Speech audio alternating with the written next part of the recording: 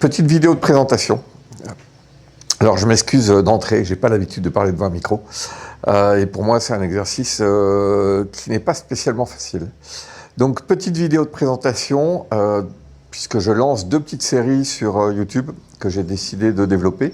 La première série, qui est le premier épisode, là on va dire, ça s'appelle les anecdotes du saltimbanque. Alors saltimbanque c'est moi, je vais vous expliquer ça après. Ça sera des anecdotes de voyage, de vie, des choses qui me sont arrivées. Au début, ce sera surtout des anecdotes personnelles, peut-être des anecdotes arrivées à des amis aussi, plus tard. Mais dans un premier temps, ça sera essentiellement des anecdotes personnelles. Alors, j'ai décidé à cette occasion-là de me présenter un petit peu, puisque je ne pense pas être spécialement connu. Donc, je m'appelle Jean-Jacques, mon nom d'auteur, parce que j'ai écrit un livre qui s'appelle Le Bandana bleu, conte d'une promesse, c'est Jean-Jacques Aneyota. Mon surnom sur Internet, c'est également Jeff le Saltimbanque. Alors, pourquoi deux surnoms? Parce que je suis schizophrène, je pense. Et je suis plus voyageur motard que motard voyageur. J'ai commencé à voyager extrêmement tôt dans ma vie, puisque j'ai grandi à l'étranger, en Turquie, jusqu'à 15 ans, et ensuite de 16, 17, 18 ans jusqu'au bac, on va dire, au Portugal. J'habite depuis 40 ans, j'ai habité plusieurs fois au Portugal, par épisode, hein, par séquence. Et j'ai commencé à voyager à moto, le premier grand voyage à moto. Je suis un motard assez tardif, je suis devenu motard... J'avais plus de 30 ans, 31 ans je crois. Et j'ai commencé à voyager à moto en 2003, pour être précis. Avant j'avais fait des petits trucs, mais rien d'extraordinaire. En 2003, j'ai pris, alors suite à des circonstances que je vous laisse découvrir éventuellement dans mon livre, j'ai pris une moto et au début je suis parti avec quelques compagnons et j'ai fait le tour de l'Afrique. Alors dans les compagnons, il y avait Alain en particulier, je tiens à le saluer. Parce que c'est un pote maintenant c'était un pote de plongée à la base. Maintenant, c'est un super pote depuis cette époque-là. Durant le voyage, j'ai rencontré Jérôme. Jérôme, je te salue également. Jérôme, c'est sans doute l'un des plus gros baroudeurs aventuriers, même s'il ne va pas aimer que je dise ça, que je connaisse. Il est absolument inconnu des réseaux sociaux et c'est dommage, parce que je pense qu'il aurait beaucoup à partager. Il a un parcours de vie vraiment atypique. Peut-être que je vous parlerai de lui un jour. D'ailleurs, j'en parle un peu sur mon site. Mais c'est vraiment quelqu'un d'exceptionnel, comme Alain d'ailleurs. Et donc, on a voyagé. Donc, Alain, on est parti ensemble. Jérôme, j'ai rencontré sur la route. Et j'ai fait tout partie de ce voyage avec eux. Donc, on est descendu, on est parti de France en février 2003, pardon. On est arrivé, je ne vais pas dire de bêtises, fin d'année, décembre, ouais, à Cape Town. Donc on a pris le temps. Hein. Bon, il y a eu des pannes, il y a eu beaucoup de choses. Et après, il faut se rendre compte qu'à l'époque, il y avait très peu de routes, il n'y avait pas d'infos. C'était essentiellement, en gros, la route, on l'a laissée au Maroc, on l'a retrouvée, j'exagère, mais à peine. On l'a retrouvée en Afrique du Sud. Entre les deux, les tronçons goudronnés étaient un petit peu rares. Donc les conditions étaient assez compliquées au niveau route à cette époque-là. Maintenant, c'est plus simple. Par contre, ce qui est plus dur maintenant, c'est tout ce qui est formalité administrative. Mais ça, c'est une autre histoire. Donc ça a été mon premier voyage. Deuxième voyage, bien longtemps après, 2018-2019. Donc premier voyage, 16 mois, 50 000 km. La moto, c'était une R100 GS. Qui m'a servi également pour le deuxième voyage, une vieille R100 GS de 91, qui avait été préparée par un monsieur que je salue également, qui s'appelle Jean Castera, qui avait préparé les motos de Hubert Auriol, de Gaston Rayet, pour ceux qui sont passionnés par le Paris-Dakar. Un grand monsieur, un excellent habit, que je salue au passage au travers de cette vidéo. Et donc ça, c'était la moto de mes deux premiers voyages. Deuxième voyage, ça a été donc au niveau de l'Asie centrale, Asie du Sud, la route de la soie, 16 mois également, un peu moins de kilomètres, je pense que j'ai fait entre 40 et 45 000 kilomètres sur cette période. Je suis pas quelqu'un qui trace beaucoup, ça m'intéresse pas, tracer, je l'ai fait quand j'étais jeune, ne serait-ce qu'avec mes parents ou même jeune adulte, hein, pour aller d'un point A à un point B, pour aller dans tel ou tel pays, puisqu'on habitait à tel endroit, ça m'intéresse pas. J'aime bien prendre mon temps, parfois trop. Parfois, ça me fait du bien d'être avec quelqu'un parce que ça me pousse à aller un peu plus vite. Parfois, quand je suis tout seul, j'ai tendance à aller trop lentement, à prendre trop mon temps. Et c'est pour ça que je me définis plus comme un voyageur motard que comme un motard voyageur. Et le troisième voyage, je l'ai entrepris en octobre 2023, cette fois-ci avec une nouvelle moto qui s'appelle Lady Pink, qui est une G650, BMW G650 X Challenge. Moteur Rotax, monocylindre, qu'est-ce que je peux dire d'autre, 149 kg poids à vide. Une moto qui a été très peu produite, 3 ans, qui est ancienne, elle a 19 ans, la mienne. La mienne a 90 000 km. Là, depuis que je suis parti, j'ai fait environ 30 000 km avec elle en Afrique. Et ce voyage-là, par contre, se différencie des autres dans le sens où je n'ai pas mis de limite de temps. C'est-à-dire que si ça se trouve, je voyagerai toujours dans 10 ans.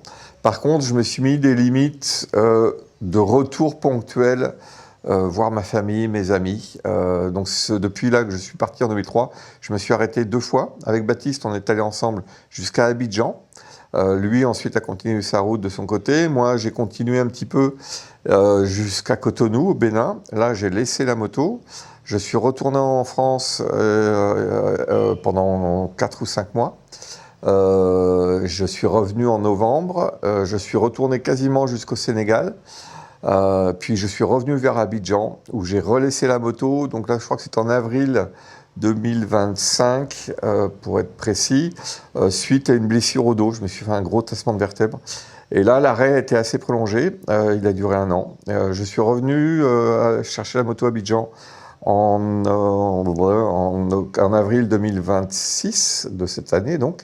Et là, depuis que je suis reparti, là actuellement, je suis à Yaoundé, au Cameroun. Depuis 1 mois, je suis bloqué dans cet appartement que vous voyez là, enfin que vous ne voyez pas, mais autour de moi, c'est un appartement. J'ai 2 chambres, un salon, une cuisine. Le décor, il n'est pas top, mais en gros, j'ai une panne que j'ai mis du temps, un peu en partie de ma faute, à diagnostiquer, et j'attends les pièces là, qui doivent arriver d'ici peu. Donc, quand je dis que je suis un chat noir depuis que je suis reparti, j'ai jamais eu une telle série dans ma vie. Des merdes, j'en ai eu, des galères, j'en ai eu, mais là, une telle série où à chaque étape, je me demandais, mais quelle était la nouvelle tuile qui allait me tomber dessus? J'ai tout eu, hein. J'ai cabossé ma jante, je suis tombé en panne plusieurs fois. J'ai eu des vis foirées assez embêtantes. La pompe à eau HS, et là cette fois-ci c'est un nouveau problème de circuit de refroidissement. Par précaution d'ailleurs, j'ai fait venir le joint de culasse au cas où, même si je ne compte pas le changer. Et puis problème de santé. Alors je suis traité, je suis pas un héros, je suis pas un Superman, loin de là. Donc je suis traité pour l'hypertension et le cholestérol, sauf qu'avec les chaleurs intenses que j'ai eues à un moment donné, en particulier au Ghana, et la mauvaise condition physique que j'avais accumulée pendant 1 an d'arrêt, j'avais repris 20 kilos. Je perds beaucoup de poids, enfin je fais vraiment yo-yo entre les voyages et les arrêts. Donc j'ai fait une hypotensio monumentale. Je suis tombé parce qu'au Ghana, sur une piste qui était un peu compliquée, mais si j'avais été en bonne santé, je pense que ça serait passé. Et donc voilà, et puis là j'ai une rage de dents, une décommande vitrée. Là j'ai un problème de dermato. Enfin depuis 4 mois, je pense que je vais aller voir un marabout là pour me désenvoûter, parce que je pense que quelqu'un m'a jeté un sort. Donc voilà, je voulais me présenter rapidement. Voilà qui je suis. Je pense que j'ai fait un peu le tour. J'ai écrit j'ai écrit beaucoup, une 30aine d'articles pour Road Trip Magazine. Maintenant j'ai suivi Colin dans le nouveau magazine qui est Globe Rider Magazine.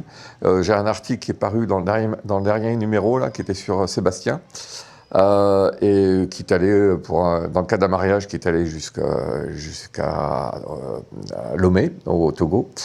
Et le prochain article, c'est sur mes galères. Donc, si vous voulez en savoir plus, soit vous allez sur mon site et vous lisez mon carnet de route. Là, depuis quelque temps, je tiens un carnet de route, ce qui n'était pas le cas avant. Et puis, soit vous lisez l'article de synthèse là, qui va paraître bientôt dans Globe Rider Magazine, dans le prochain numéro. Donc voilà, et désormais, je vais vous proposer 2 séries, et c'est pour ça que je fais cette vidéo. La première, c'est cette série-là, dont c'est le premier épisode, ça s'appelle « Les anecdotes du saltimbanque ». ça sera des petites histoires que je raconterai pendant mes campements. Donc là, j'en ai raconté, j'ai fait 2 épisodes que j'ai racontés ici, que je vais publier. Mais les prochains épisodes, j'essaierai de les faire en étant au campement, côté de la tente ou des choses comme ça, à côté du feu de camp, pourquoi pas. Donc ça serait des petites anecdotes de vie, de voyage amusantes. J'en ai pas mal, croyez-moi. Et puis la deuxième série, dont le premier épisode est paru il y a peu, ça s'appelle les Causeries du Saltimbanque. Ce sont des discussions informelles ou des interviews avec des gens que je rencontre qui ont des parcours de vie atypiques. Donc ça sera par contre des vidéos un peu plus longues, d'1 heure environ, 40 minutes, 1 heure, mais ça sera des discussions sur ces personnes-là, sur leur vie, sur ce qu'ils ont traversé. Je ne sais pas si ça vous intéressera. Moi, en tous les cas, je prends du plaisir à le faire. Et j'espère que ça intéressera quelques personnes. Donc voilà, c'est pour ma petite présentation personnelle. J'ai sans doute oublié des choses. Je parais sans doute ridicule devant cette putain de caméra. Mais je vous salue et je vous souhaite un bon dimanche. Et puis à bientôt. Ah oui, dans les vidéos, si vous voulez voir un peu ce que j'ai vécu, vous allez sur le site de la Vadrouille, Benoît. Il m'avait interviewé il y a 1 ou 2 ans. Donc il y a 1 heure d'interview où je parle devant la caméra. C'était la première fois que je parlais comme ça. D'ailleurs, il y a peut-être que quelques recoupements entre ce que je vais raconter ici et puis la vidéo de Benoît. Voilà, merci, et puis bon dimanche encore une fois, au revoir, merci à tous.